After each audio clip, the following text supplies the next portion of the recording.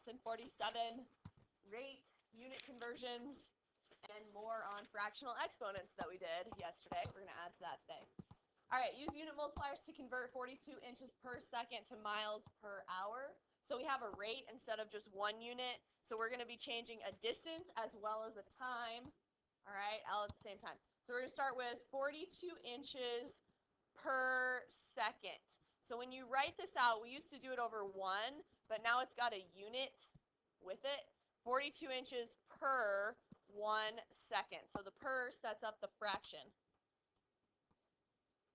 And we want to go to miles per hour. So we're going to start with converting our distance. So I'm going to take my inches and I'm going to get them to miles. All right, inches to miles. So inches first have to go to what? Feet. So we have 12 inches in 1 foot.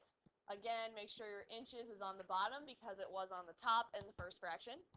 And then we have to go feet to miles. So how many feet are in a mile?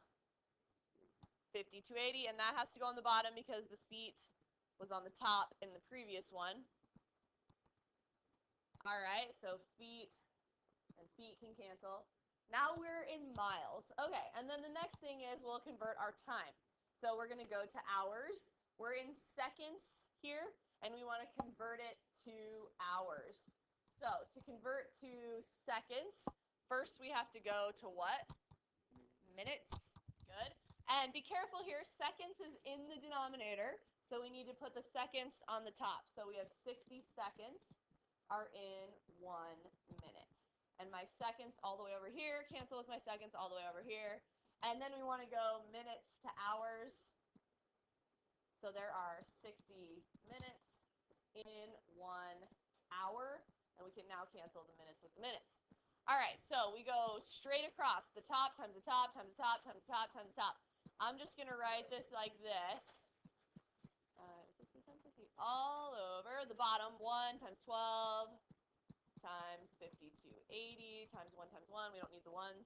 Okay, make sure you have your units. What's left in the numerator is the miles. That's left in the numerator. What's left in the denominator is the hours because we're finishing in miles per hour. And if someone could tell me that lovely decimal answer that you get on your calculator after you plug it all in, 2.386. If you want to put MPH, that's the same thing. Or you could say miles per hour like that, M/HR, miles per hour, okay? Everyone in here has the Inspire, so I don't think we have to worry too much about the fraction because you can see if you did it right. It like puts it in there, which is nice. All right. Use unit multipliers to convert 85 miles per second to miles per hour. All right, so we're going to start with 85 miles over 1 second. Be sure you always use MI for miles because M is meters. Okay, notice we're converting to miles per hour, so do I need to change my distance at all? No, we're not changing our distance. We're changing the time. So I'm going to change it to per hour. So we're going to do just the time. So I have 60 seconds in 1 minute. So my seconds can cancel with my seconds. And then I have 60 minutes in 1 hour. So always has to be opposite. Minutes is on bottom, minutes is on top. And this one's nice, nothing to divide by because it's all over 1. So 85 times 60 times 60, whatever that is. And then we get miles per hour. Anybody got 85 times 60, Sam?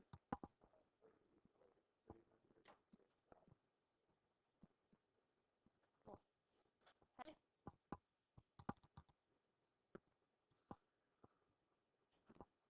All right, we'll set this one up and probably not solve it. So 207 miles per hour. So again, 207 miles per 1 hour. We want to go to feet and then to seconds. So if I want to go to feet, so starting with miles, Raleigh, what should I multiply by? Yep, 50 to 80. You do have to put your units on here over 1. Make sure feet and miles. Miles and miles cancel. So we're already in feet. Okay, then we need to go to seconds. So Ethan, what should I multiply it by first in order to get to seconds from hours? Good. 1 hour over 60 minutes. All right, cancels. And then we got to go minutes to seconds. Ian, what should I multiply by for the last one?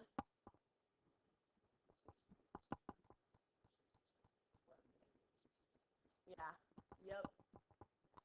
Okay, so 1 minute has to go on the top so that can cancel over 60 seconds. So minutes cancels with minutes. And then you guys would multiply the tops together and divide by the denominator, right? 3,600. And you guys can get your answer in feet per second.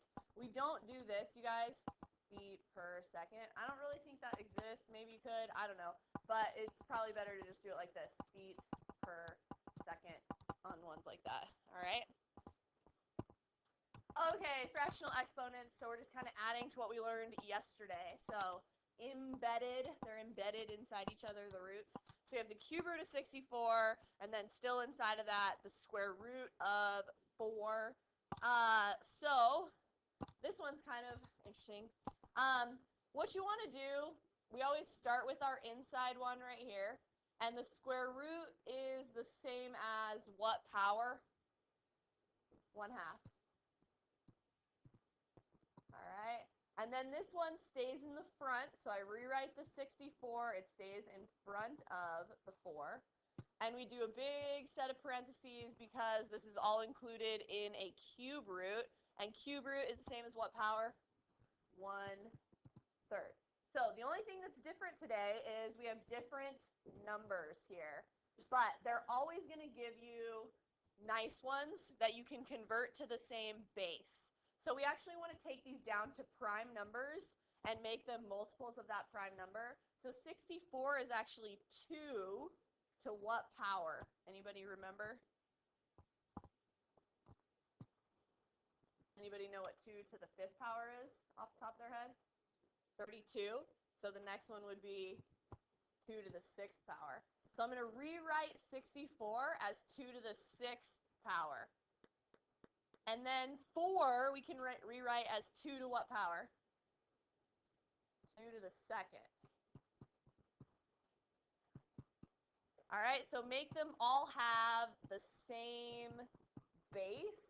We could have done 4s, but that's not as far down as you could possibly go. So we went down to 2s. So pick a prime number.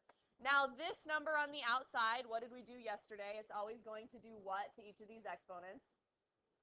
Multiplies. We should probably do this one first, actually, the inside one. That's kind of weird. So I have 2 to the 6th, 2 times 1/2. So top to top, bottom to bottom is 2 over 2, which is 1. So that actually simplifies to a 1, and then we have the 1/3 on the outside. So now I'm going to distribute and multiply the 1/3. So that gives me 2 to the 6/3, which, yes, reduces. And then these multiply. 1 times 1/3. Guess it's good I didn't reduce, because the next step, if we have the same base, what can we do with these exponents? Add them.